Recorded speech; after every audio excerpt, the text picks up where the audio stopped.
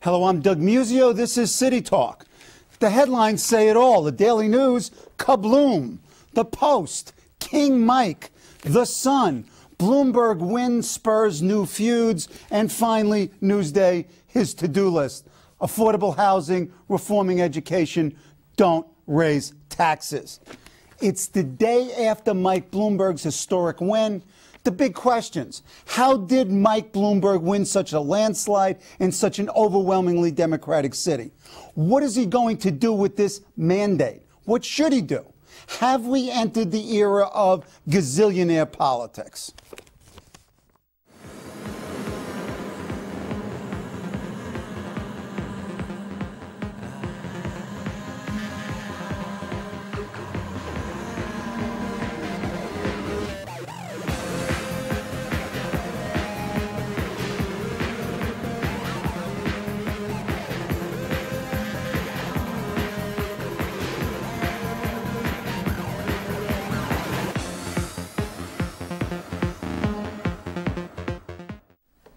To address these and other profound political questions are two astute observers and practitioners of the political arts. Former deputy mayor in 1997, Giuliani campaign manager Fran Reiter, and Democratic Party consultant and partner of the Glover Park Group, Howard Wolfson. Welcome. Let's go right into this.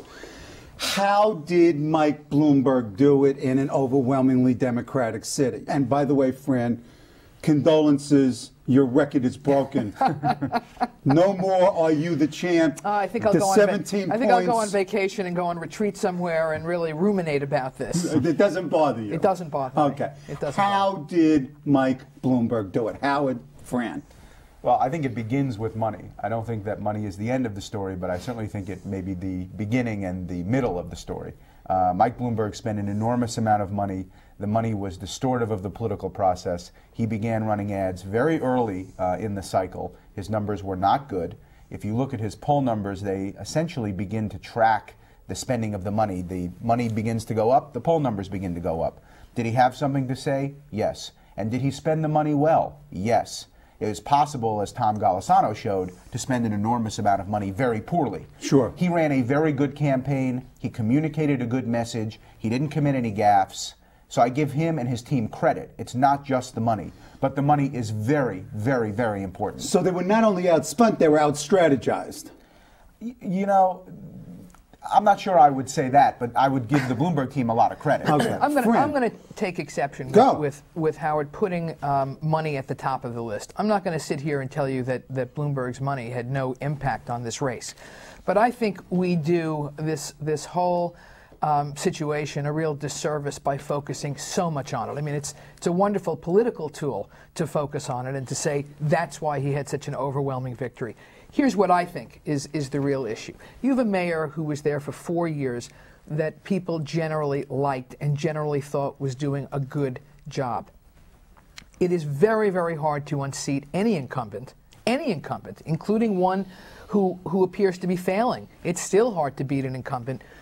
Mike Bloomberg wasn't perceived as a failing mayor. In fact, he was perceived as being very successful in a number of areas that were important to people. So he's going to be tough to beat. I don't care, money, no money. Then you add to that a challenger who came into this race with no clear rationale for his candidacy and was never able to communicate other than a sort of typical Democratic liberal vision of a better world, right, with no real substance behind it. I think over the last decade and a half, voters certainly in this city have gone through a sea change in terms of what they expect from their mayors. It doesn't trickle down to legislative races, and I'm sure we'll talk about that, but that as it pertains to executive leadership, there is an expectation on the people of this city that didn't exist a decade ago, that the city is no longer ungovernable, and that who you elect matters. Okay. Howard, you're getting antsy over here. Yeah, go ahead. But not too antsy. Okay. Fran, you say that people were generally convinced that the mayor had done a good job. But if you look at opinion polls, and we can talk about the relevance we'll talk about the polls, too. For most of his tenure, they did not think that. So I would wonder, other than the fact that he was able to spend $1 million a week on positive advertising extolling his record, what do you think convinced people that he was doing a good job when throughout his tenure they weren't, if not his advertising? Well, a big part of it was his opponent. And by the way, had an opponent wait. All of his opponents, meaning that this didn't start in the post-primary period. This starts at the earliest possible moment when you have four Democratic candidates. When you have four Democratic candidates, none of whom, in my opinion, rose to people's expectations of the kind of person it takes to govern the city. Look, I don't want to minimize the money. The money had a lot to do with it. What I'm saying is that money alone, and even strategy alone, isn't what won this race for Bloomberg. That the Democratic Party candidates were, in some cases, I think, viewed as older generation, tired, nothing new to say, nothing specific to say. And in fact, the one candidate who threatened Mike Bloomberg, who ended up being Anthony Weiner, was at the bottom of the barrel until he started talking, and it started on debates, not with paid advertising. It started in his performance in the early primary, in the primary debates, where he started to talk like a moderate, where he started to talk sort of sensibly, where he started to put out real specifics about what it was he wanted to do. All of a sudden, his numbers went up because he was able to create for himself a stature, right, that was competitive with Mike Bloomberg, and the others weren't able to do that. I will meet you somewhat halfway then. Okay. I do think for a long time in this city, the Democrats have been behind structurally in the ideas game. Okay. It is the greatest progressive city in the world. We, sort of birthed the progressive movement here in the New Deal.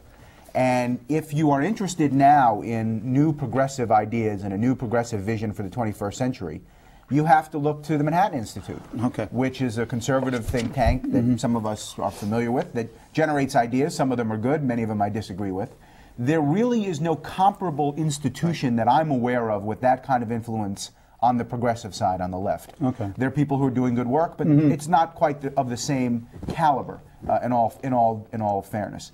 I think that it is critical going forward that Democrats have a set of ideas, a set of policies that obviously resonate with people. Now, I could argue that we should come up with a new progressive vision, or others might argue that we should come up with a new democratic vision, a more centrist vision. But it is either way you look at it, it is important to have a big vision for a big city. I completely agree with Howard, but here's the other piece that too many Democrats are missing. And it is something that the Manhattan Institute has over whatever liberal thinking there is. And I'm with Howard. Some things I agree with. Lots of things from the Institute I reject because I'm basically a progressive. In fact, I'm a liberal. With a capital L as well as a small L? With a small L. No more big L. There is no more big L. Okay. With a small L, I am a liberal.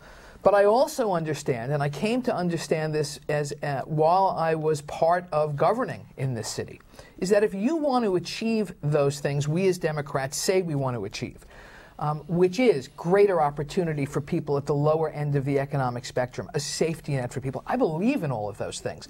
What I also understand, though, is that you have to be able to pay for them.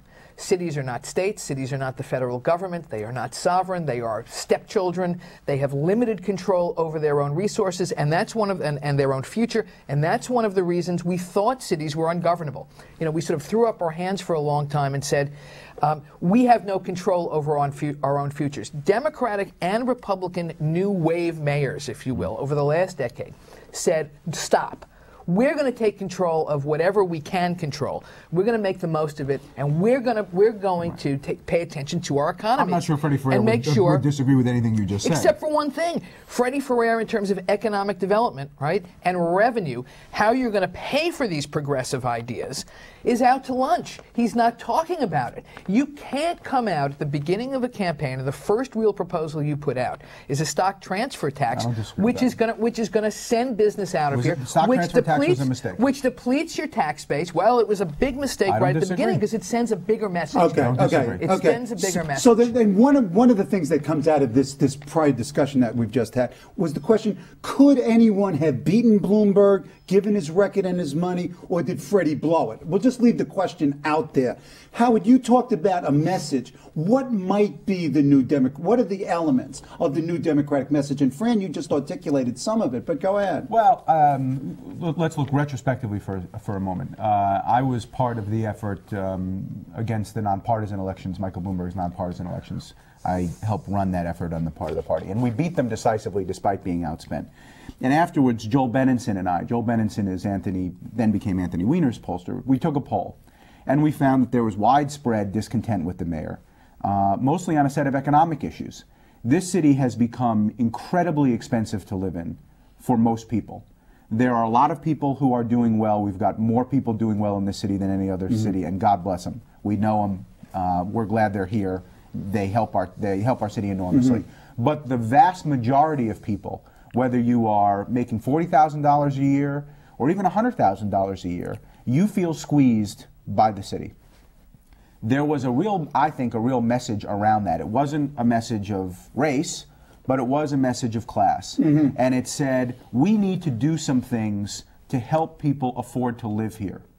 Now, I think the way to do that, frankly, was the way Congressman Weiner did it, which is to say, taxes are too high in this city if you are a person of middle class means. And I'm going to cut your taxes to make it easier for you to live here. That, I think, would have been a very compelling message against the mayor because it also dovetailed with people's sense that as a multi-billionaire, he was kind of out of touch and wasn't able to relate to that. I don't disagree with anything Howard has said. Okay, let's move on.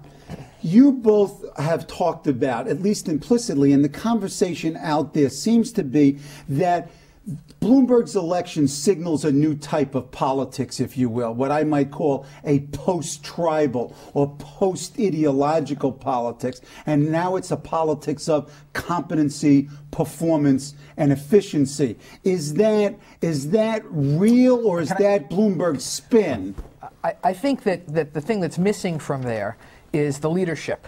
That yes, I think that all of those things that all those words that you just used to describe this so-called new mayoralty apply. People want someone the public wants someone who they think is in charge, who has ideas, who can make it happen, and can manage this very, very complicated city. And while it's true that there were issues that were part of Bloomberg's negatives, anti-smoking legislation, right? That's something that got some number of people sort of bent out of shape. Then you've got the West Side Stadium, which had a whole bunch of people bent out of shape. That's what I think gets reflected in the polls that you're talking about.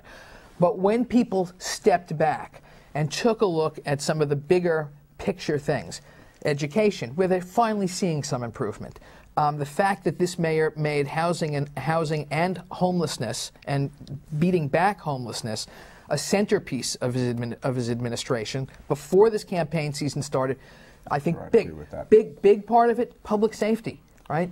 The continuing dropping crime rates. So that, yes, while there was dissatisfaction with the mayor, and I do think that while it's always hard to beat an incumbent, with the perfect candidate, he may have been beatable. I don't think it was impossible.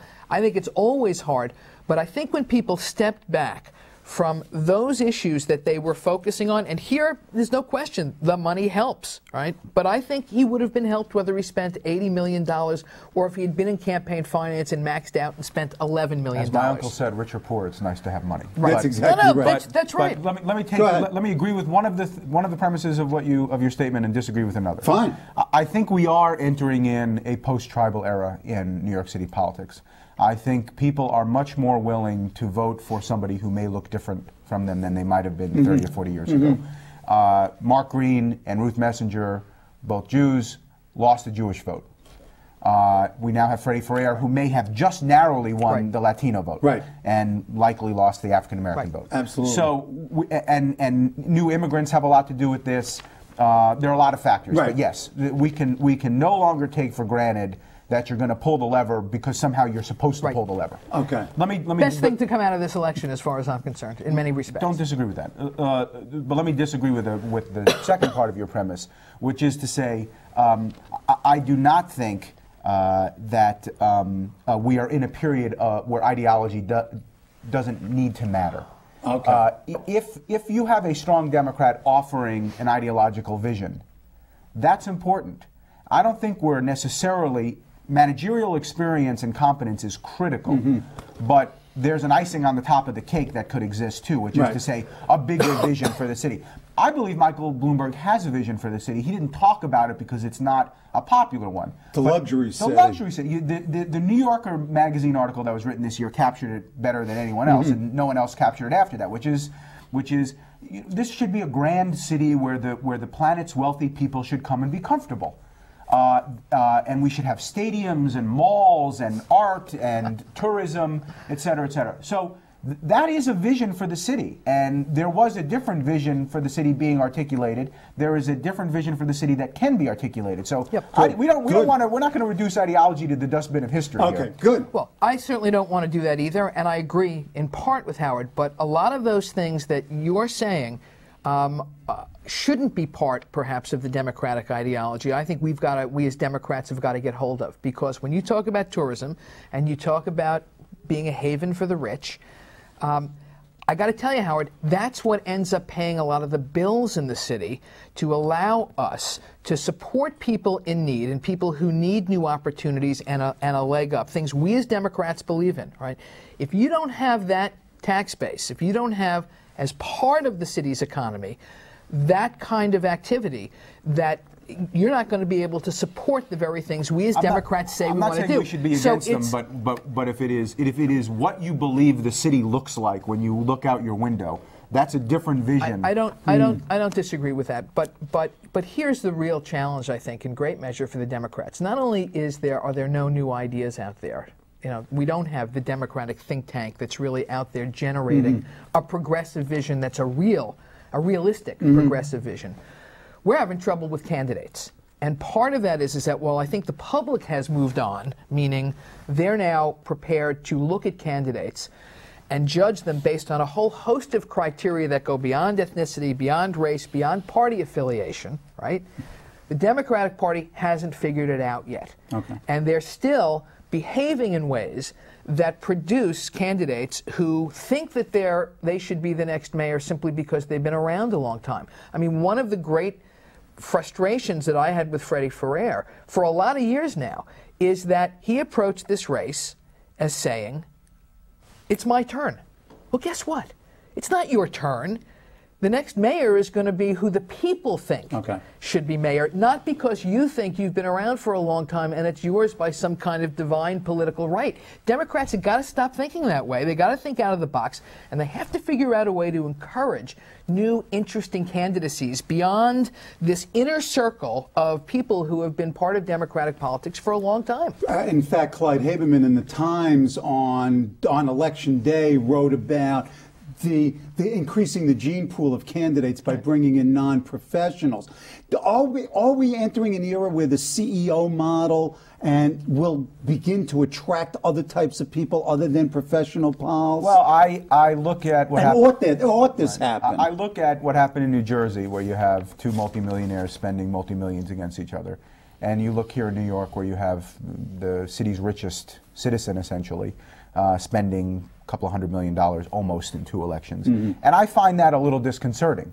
Have we entered an era of gazillionaire politics? Well, I think we've been in that era. The last 2 elections. Yeah, and I think that increasingly, if you are someone of means, you're going to look at this process and say, you know, yeah, I can do this. And we can't prevent that from happening, but I also hope there's an opportunity. And the party, I agree with Fran, the party needs to do a better job of promoting candidates who may not be wealthy, but may have a wealth of ideas. Okay, good. Right. One of the things that struck me... Go. I actually have real issues with the CEO model. I mean, and in fact, for one thing, too many people from the business world, and Bloomberg's learned a lot over 4 years. Some of my issues with the mayor had a lot to do with, in his earlier days as mayor, his sort of rejection of politics and his contempt for politics, which is something that's really always bothered me, because I am a politician and I don't think that's a dirty word.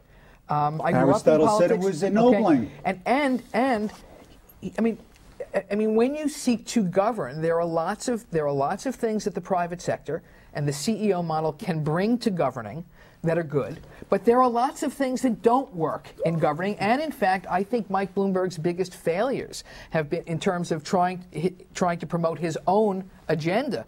His biggest failures have been because he wasn't a particularly good politician, and he thought he could muscle something through. So I don't reject the CEO, but I don't necessarily think that's where you need the new leaders. Okay. When you're making a distinction between a competent manager and a leader, because a leader has a vision, he engages, he inspires, or she inspires, and a manager manages, administrates. Okay. One of the things that struck me in sort of the undercurrent assumption of all of this is the following equation. Plutocrat equals philosopher king. That the man of huge wealth, since he doesn't have to take campaign contributions from the special interest, is somehow better able to determine what is the public good and to achieve it. And there's really a pernicious assumption here, I believe. I think we have to, in the light of this election and the previous one, we've got to look at our campaign finance law. That's my next question. Go. I am generally in favor of public financing, although now having lived under its strictures, I see some of its limitations. But I do think that it provides an opportunity for people who might not otherwise be able to participate in the system to participate as candidates. Having said that, when you have one candidate who is in the system and another who is out, the distortion is so great that I hope that the City Council and the CFB look to the federal model, where under McCain-Feingold, the national parties can play a role. Some of it is coordinated, some of it has to be uncoordinated, but can play a role in supporting candidates at the national level. If it's good enough for John McCain, it ought to be good enough, I think, for New York City. And I tell you, as somebody who was a consultant for the Democratic Party this year, as somebody who worked at the DNC to help elect John Kerry, the rules are vastly different, and the constraints on the parties in the context of municipal elections in New York are severe.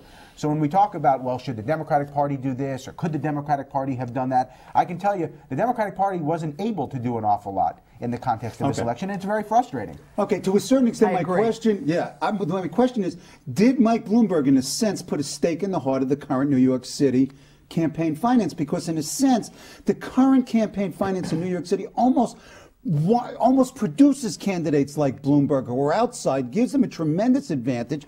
There's no limits on their spending. They don't have to debate. So in a sense, it advantages them to be on the outside. I'm not sure I would agree with that. I mean, it's always an advantage to be really wealthy in any endeavor in life. Okay. He could spend his money in this system or any other system, and it would be legal. Whether it's appropriate is a different issue, but it would be legal. I'm not sure that he has put a stake in it, but I do think that we need to look at ways to equalize the process if we have somebody who is outside of the system.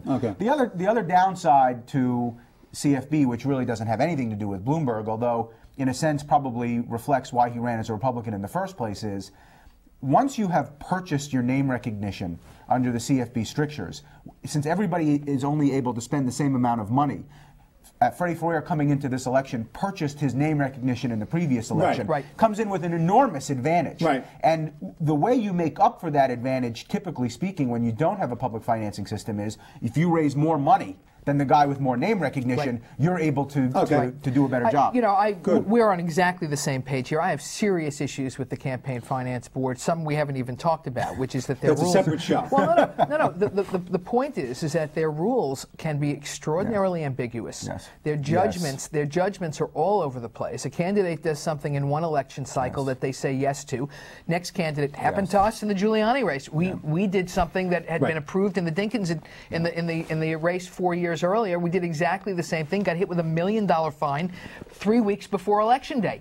So there is, number one, frankly, this holier-than-thou attitude at the Campaign Finance Board, completely supported by the New York Times, which has been on a crusade about campaign finance since the day this law was enacted. And it does create enormous inequities, and it needs to be addressed. I'm with Howard on this. If you've got a candidate who's not, I mean, there are parts of it that work great, and if everybody's opting in, it's terrific.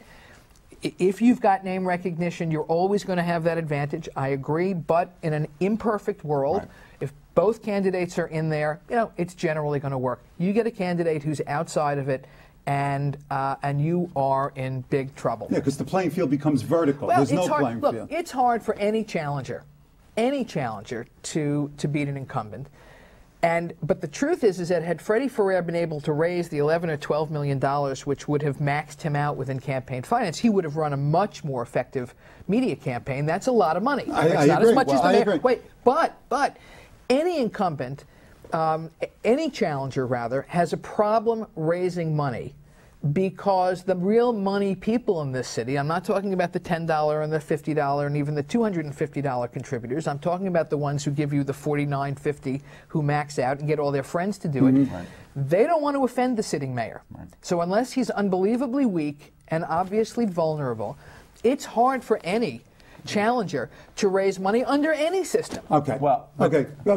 Okay. This gets to a point that I feel compelled to make, which is Freddie had a problem raising money. There are reasons for that were intrinsic to him and his campaign.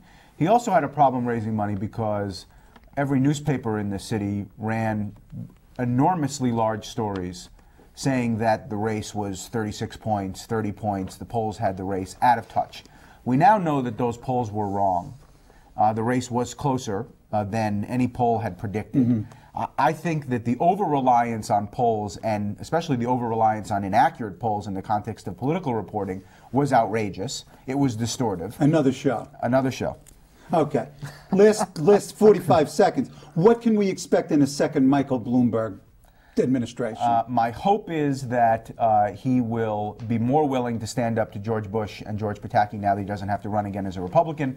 My fear is, and Fran alluded to this somewhat, is that he is even more emboldened to disregard public opinion than he was in the first term. Ooh, Fran. Wow. You know something? I don't know. He started towards the end with these 30-point, margins in polls. He started to get into the World Trade Center issues, and I think he is emboldened. Hopeful, however, that he learned some lessons the first time around, which is that there is a political game that you have to play here. And no matter how, and I said it in the New York Times this morning, I'm quoted, these kinds of margins of victory don't last very long. You go too far, you do something that angers the public, there goes your mandate. And these shows don't go on too long. And I thank you. We could have gone another half hour. Friends, we'll be back. Great.